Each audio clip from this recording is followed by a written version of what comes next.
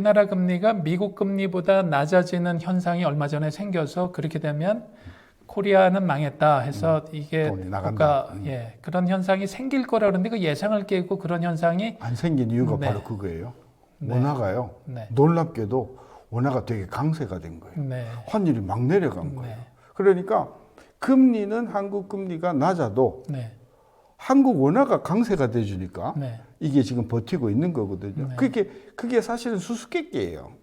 한국하고 미국을 놓고 보면 한 40년을 놓고 보면 거의 90% 우리 금리가 더 높았거든요. 네. 그래서 저는 이제 학교에서 수업할 때 학생들한테는 시중은행하고 저축은행 하고 있는데 어디가 금리가 높아야 되느냐 이렇게 해서 그렇죠. 그런 거를 얘기를 하는데 저축은행 금리가 일반적으로 네. 더 높죠. 네. 마찬가지로 우리나라는 여러 가지로 신용등급이나 이런 것들이 되게 그래서 한국 금리가 통상적으로 미국보다도 한 2, 3%포인트 높았는데 네. 희한하게 최근 몇 년 와가지고는 오히려 금리가 더 낮은 상황이 지속이 됐단 말이에요. 네. 그 원인을 들여다보니까 한국의 경상수지 흑자가 너무 빵빵한 거예요. 네. 너무 수출이 잘 되는 거예요. 네. 수출이 잘 되니까 달러를 막 벌어들이는 거죠.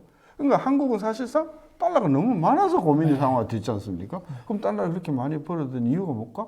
반도체였던 거예요. 네. 그래서 반도체 거품이 다 빠지면 원화 환율이 다시 올라갈 거라고 생각했는데 네. 희한하게 아직도 우리나라 시장 주변에 많은 외국계 증시 자금이 네. 얼짱되면서 네. 달러가 풍성하니까 지금 그런 현상이 유지된다고 네. 보면 되죠. 그러면 그 자연스럽게 환율로 좀 넘어가 가지고요.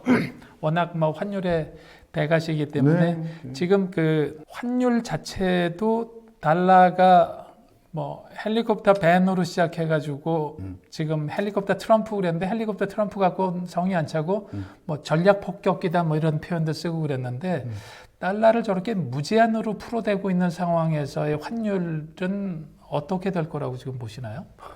되게 진짜 어려운 질문이에요.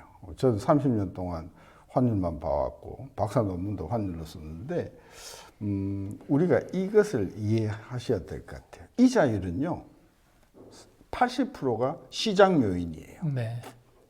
20%는 정책 요인이에요. 그러니까 이자율을 결정하는 것은 거의 시장의 힘이라고 보면 돼요. 네. 시장의 힘을 거슬러서 이자율을 올리거나 내리는 것은 매우 힘들어요. 네. 환율은요. 거의 50% 이상이 정치적인 요인이에요. 그러니까 미국 정부가 달러 가치를 어떻게 가져가야 되는가라고 하는 것을 이게 환율을 굉장히 크게 그러니까 지금 예를 들면 중국 위안화에 대해서 미국이 간섭을 해요, 안 해요? 엄청 간섭합니다. 네, 네. 일본 엔화에 대해서 간섭합니다. 네. 우리에 대해서도 간섭하지 않습니까? 조금만 움직이면 네, 조작국이야 네. 막 그러잖아요. 그러니까 이 환율 요인은 미국의 정치적인 어떤 그런 요인들을 빼고는 네. 설명이 되지 못하는 부분이 있다 하는 것을 우리가 전제로 깔고 네. 그러면 이 환율이 시장 요인은 없는가? 시장 요인도 있긴 있는데 네. 이자율만큼 시장 요인이 두드러지는 않는다. 과거에는 뭐 시장 요인하면은 수출입 뭐 무역 수지 때문에 영향을 받는다고 그렇죠. 그랬는데 경상수지라든지 뭐 무역 수지인데 그래서 다시 돌아가면 환율이 그 결정되는 것은 정말 설명하기 어려운 정치적인 요인들이 계제가 돼 있고 우리나라만 좁혀서 놓고 보면은 사실은 우리나라의 지금 외환시장에 증권시장에 외국인 자금이 상당히 많이 들어와 있어요. 네. 한 500조, 600조 정도 들어와 있습니다. 이게 대부분이 이제 외국인 주인인데 이분들이 이제 팔고 나가냐, 네. 안 나가냐 이것이 이제 환율을 상당히 크게 좌지우지하고 있죠. 네. 그리고 지금 이 정도로 엄청난 양의 달러를 찍어내는데 이제 과거에 브레튼 우드 체제 때문에 뭐 근본 이자는 다 끝났다고 그러더라도 이거에 대해서 반기를 들고 좀 그런 세력들은 지금 전혀 없나요? 그냥 저렇게 놔둬도 되는 건지. 환율이 아까 제가 상당히 그 정치적인 요소들이 많이 그 개입돼 있다고 하는 이유는 그 나라의 통화가 기축 통화가 되냐 아니냐에 따라서 말로 표현할 수 없는 이권이 오고 가는 거예요. 미국이 강해지고 정치적으로 우월하면 할수록 달러에 대한 수요가 커지고 달러에 대한 수요가 커지면 커질수록 미국은 진짜 손 안 대고 코 풀 수 있는 장점이 있거든요. 그냥 종이에다 잉크만 발라버리면 되잖아요. 그래서 이제 종에다가 잉크만 발라서 이게 유통을 시키려고 해도 그게 예를 들면 가치가 계속 떨어지면 안 되잖아요. 네. 그래서 사실은 1960년도 그 당시에 베트남 전쟁 때 베트남 전쟁을 그 미국 정부가 하면서 세금으로 못 하잖아요. 그 네. 전부 돈으로 했어요. 돈으로 했더니 한 몇 년 지나니까 막 전 세계 그냥 돈이 넘쳐나잖아요. 어떤 현상이 생기냐면 이 너무 많은 거 아니야?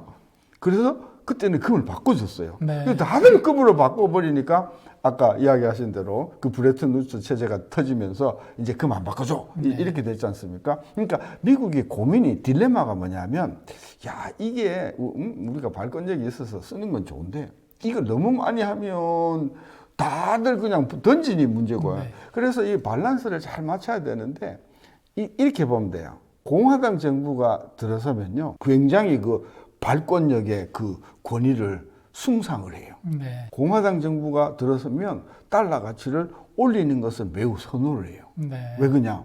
공화당이 가난한 사람들의 당일까요? 부자들 당일까요? 네, 부자들의 다 부자들. 당이니까. 네. 부자들의 당이면 그 부자들은 뭐를 갖고 있을까요? 자산을, 달러를 갖고 네, 있겠죠. 달러들이 그 달러 가치가 높아져야 가만 앉아갖고 돈을 벌잖아요. 그래서 이 리퍼블리칸 공화당 출신들이 정부가 들어오면 스트롱 달러, 강한 미국 이걸 돼. 그다음에 민주당은요 블루 칼라잖아요. 네. 수출해야 되고 자동차. 그러니까 얘네들은 수출의 경쟁력을 많이 강조하다 보니까 달러가 약해져야죠. 그죠? 그래서 왔다리 하는데 그런 어떤 정치적인 그런 구도상에서 우리가 놓고 보면 첫째, 이 예측하기가 쉽지 않다. 네. 쉽지 않고 우리나라 환율을 이렇게 조금만 움직이려고 하면 미국이 너무나 간섭을 많이 하기 때문에 참 어려운 면이 있어요. 그러니까 그럼에도 불구하고 달러를 저렇게 무제한으로 풀면 언젠가는 좀 약세로 돌았을 수밖에는 그렇죠. 없으면 영어로 백파이어라고요. 예, 뒤통수 친다는 네. 것이죠. 그래서 아주 교묘하게 줄타기 하듯이 밀었다 땡겼다 하는 거죠. 근데 트럼프 정부가 처음 들어왔을 때 약달러 정책을 한다고 봤죠. 네. 그러면 요번에 조금 정리가 되면은 트럼프 입장에서는 또 미국도 먹고 살아야 되니까 또 다시 달러에 대해서 저는 그러니까 이게 트럼프 정부가 들어섰을 때 많은 사람들이 약달러 정책을 한다고 이야기를 많이 했어요. 네. 그 근거는 뭐냐? 수출, 네. 경쟁력. 네. 저는 그렇게 생각을 안 했어요. 작게 보면 많이 봤는데 네. 아까도 얘기했지만 달러 가치가 자꾸 떨어지면요. 미국 주식시장에서 돈이 자꾸 빠져나가 버리잖아요. 네. 그럼 주가가 어떻게 되겠어요? 폭락을 할 거 아닙니까? 그렇죠. 그러면 공화당 정부에서는 말은 그 사람들이 뭐 미시간이라든지 그 뭐 러스트 벨트의 옛날 자동차 이야기를 하지만은 실질적으로 자기네들이 수천억 달러를 가지고 있는 사람들이기 때문에 네.